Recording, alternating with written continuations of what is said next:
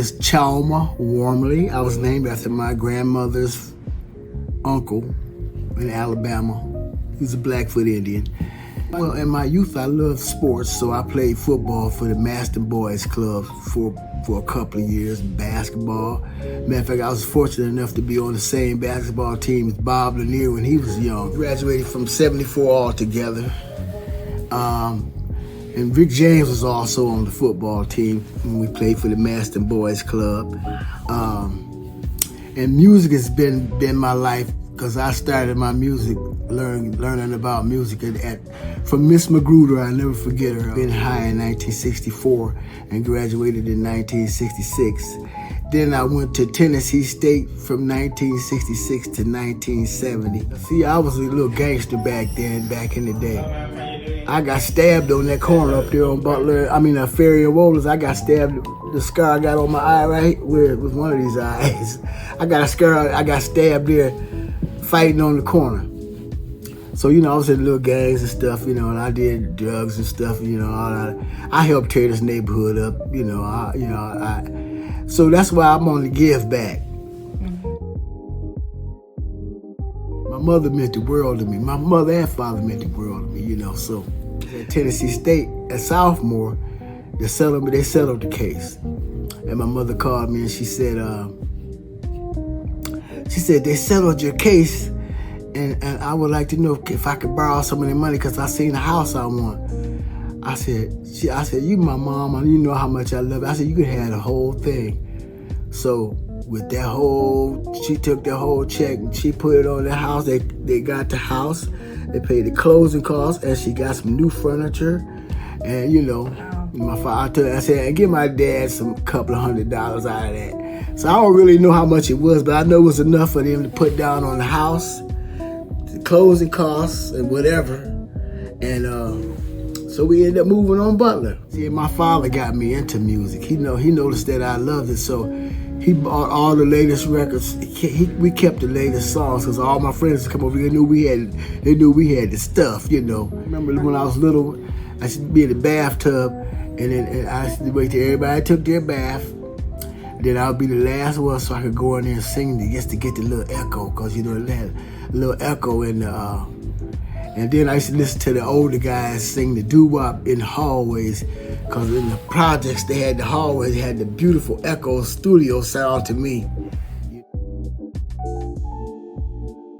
I sang with a group called the Old School B-Boys for 18 years. Temptations, OJs, Whispers, we did all the choreography and stuff. It's a story behind every song that I sang. I still remember to this day.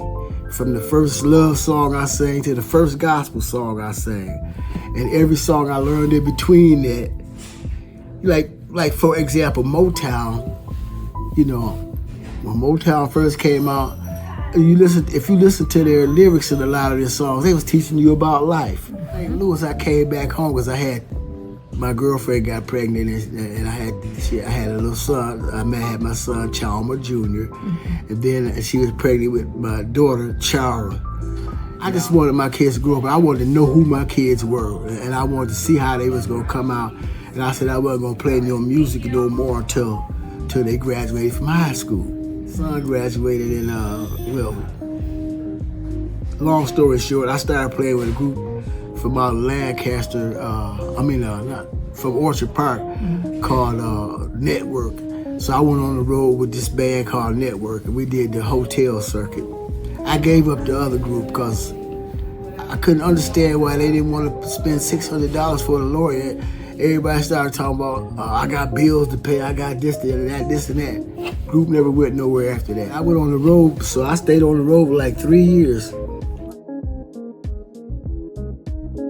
I worked at the African Culture Center for 18 years. I tutored there and I taught drum lessons under the direction of Miss Paulette Harris and Miss Agnes Baines, who I miss so much. God rest her soul. After I did that first play, I was hooked. So I was acting for the next 18 years, from 2002 to 2018. Yeah. And and I guess the biggest play I did at 710 Main Street, Christmas coming uptown or something. I had the lead. That was my first biggest lead role.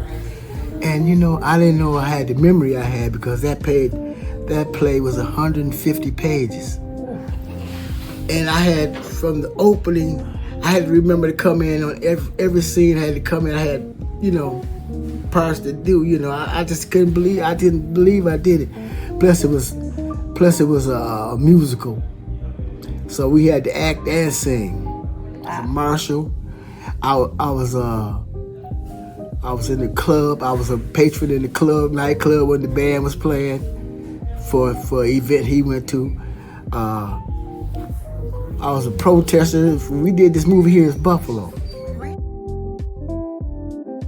You know, I've been a deacon at Second Chance for 20 years now, and I still follow God's principles. You know, I read every day. I pray every day. Me and my prayer partner, we get up at 5 in the morning most mornings and pray together. Praise team at my church, Second Chance Ministries, 381 East Ferry Street, under the direction of Arthur H. Boyd and his wife, Michelle Boyd.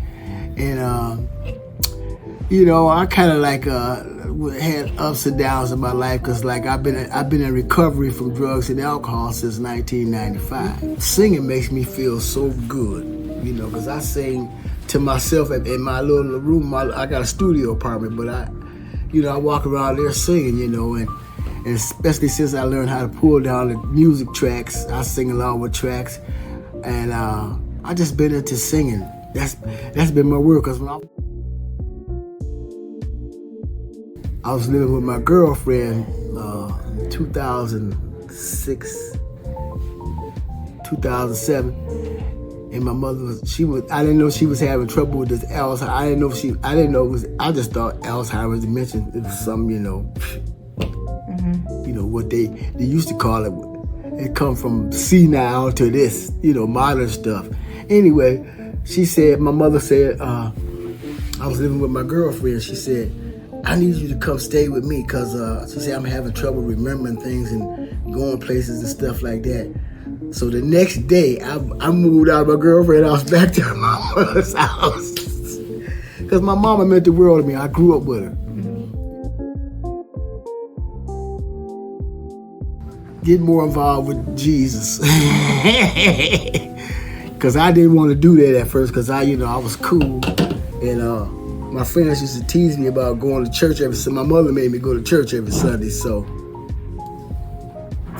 I didn't want to go to church, but I went anyway because I had to. When you learn music, you learn how to be disciplined.